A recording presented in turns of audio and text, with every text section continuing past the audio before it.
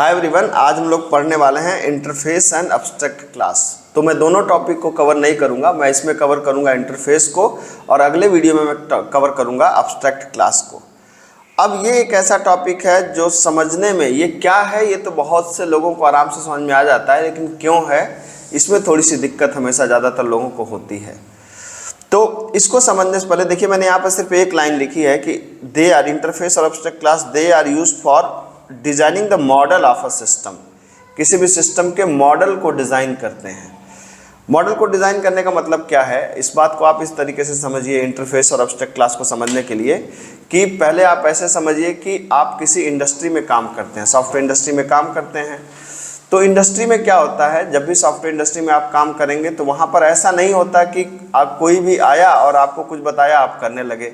जैसे मान लीजिए मुझे घर बनवाना है, तो घर बनवाने के दौरान ऐसा तो होता नहीं है कि भाई कोई भी आए और कहे घर बनाना है और हम 4 लेबर लाकर उसको खुदवाना चालू कर दें। क्या सिस्टम होता है, आप खुद से सोचिए।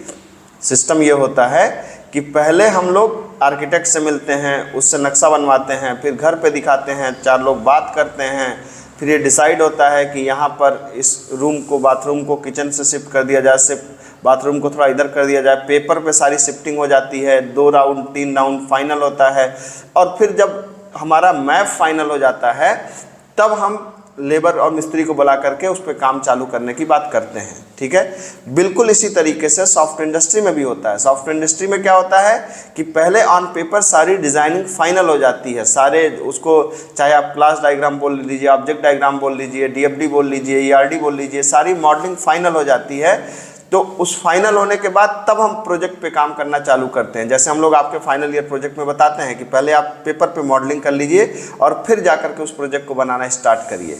तो वही उस चीज़ को मैं यहाँ पर बोल रहा हूँ मॉडलिंग। तो अगर वही मॉडलिंग को इम्प्लीमेंट करना हो तो आप यूज कर सकते हैं इंटरफेस एंड एब्स्ट्रैक्ट क्लास। अब आइए समझते हैं कि कैसे कर सकते हैं। तो अब हम इस बात को समझते हैं कि पहले अब एक बार करके बात समझते हैं कि अब इंटरफेस क्या होता है। तो अगर आप यहाँ पर ध्यान से देखें तो मैंने बताया है कि it contains the list of unimplemented methods and define the responsibility of a class. Define the responsibility of a class एक बहुत इंपॉर्टेंट वर्ड है, किसके लिए? इंटरफेस के लिए। क्या मतलब है इसका सिंटैक्स अगर आप देखें तो इंटरफेस का नाम, फिर मेथड प्रोटोटाइप 1, मेथड प्रोटोटाइप 2, ये जितना चलता रहेगा आपको, ये जितना भी आप देना चाहें आप दे सकते हैं। और फिर इस इंटरफेस को अगर कोई क्लास इंप्लीमेंट करना चाहे तो कैसे कर सकता है? क्लास का नाम, इम्प्लीमेंट्स इंटरफेस का नाम, बॉडी ऑफ द क्लास।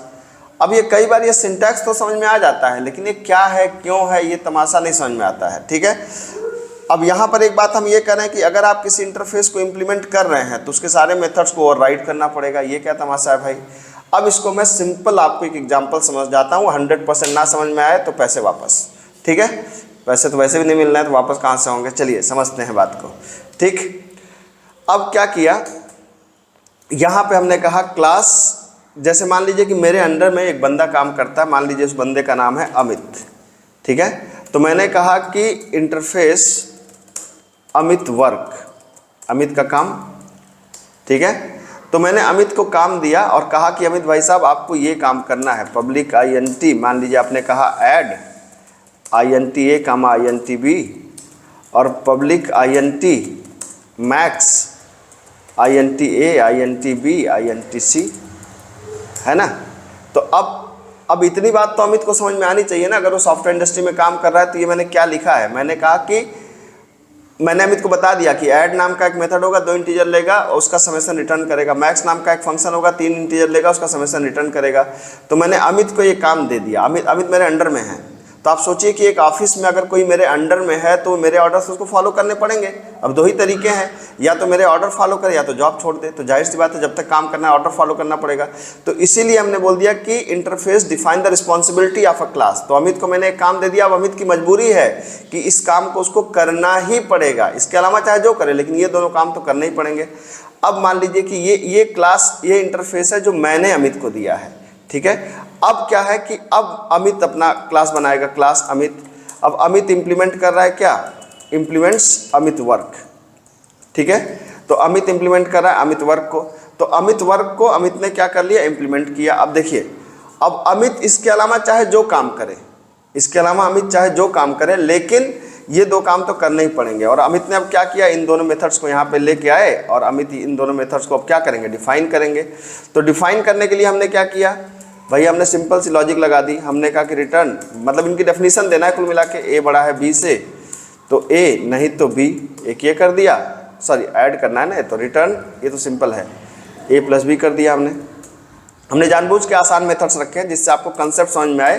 काम तो अभी तो ये ठीक है, जब कंपनी में काम करेंगे तो वो खतरनाक से काम मिलेंगे, ये तो मैं आपको समझाने के लिए आसान एग्जांपल दे रहा हूँ, ठीक है। अब आपने कहा कि ए बड़ा है बी से, ए बड़ा है बी से और ए बड़ा है सी से, तो ए नहीं तो बी बड़ा है ए से और बी बड़ा है सी से, तो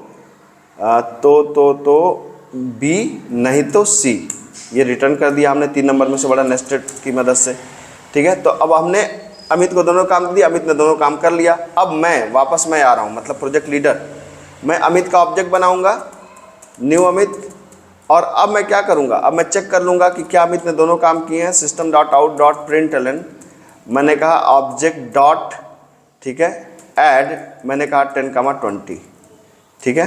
तो देखा कि क्या अमित ने काम किया है क्या, ठीक है, ये कंपाइल किया हमने।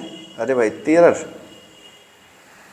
पब्लिक स्पेलिंग गलत हो गई है यहाँ पे, पब्लिक ये सी और यहाँ पर भी कर दीजिए आप क्या सी, आधा किलोमीटर एरर दिखा दिया इसने।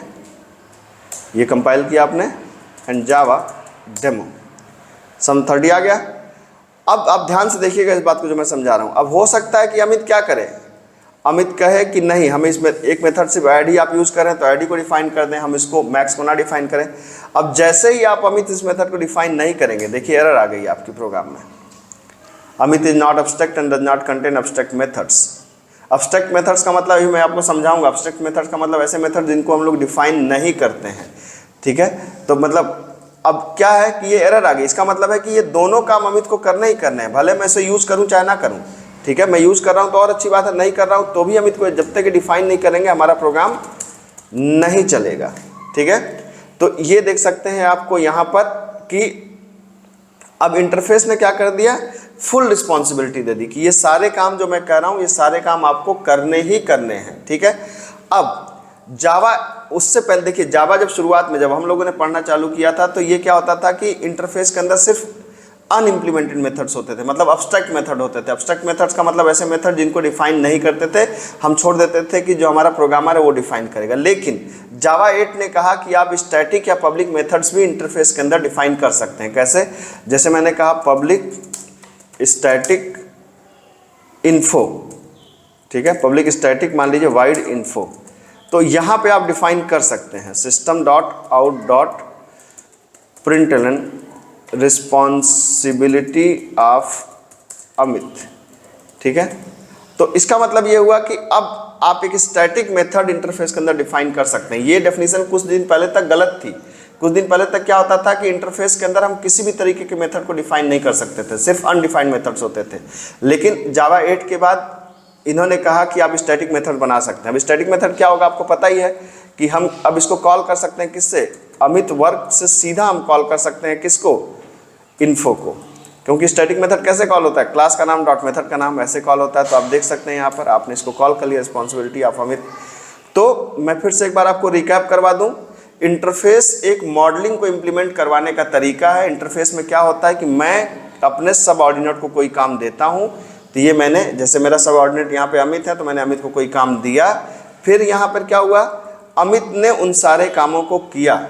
तो अमित इसके अलावा चाहे जितना करे, लेकिन ऊपर के जो 2 मेथड जो अनडिफाइन है उनको करना ही पड़ेगा, अदरवाइज प्रोग्राम में एरर आएगी।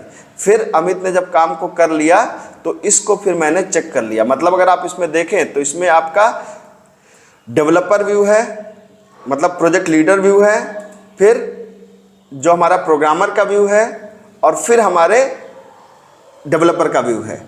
तो इसमें एक ही प्रोग्राम में कई तरह के व्यू हैं, इसीलिए कई बार ये किताब से पढ़ने पे या ऐसे समझ में नहीं आता कि इसका काम क्या है। तो होपफुली आपको बात समझ में आई होगी। किसी भी तरह का कोई डाउट हो तो मुझे कमेंट बॉक्स में लिखिए। Thank you so much.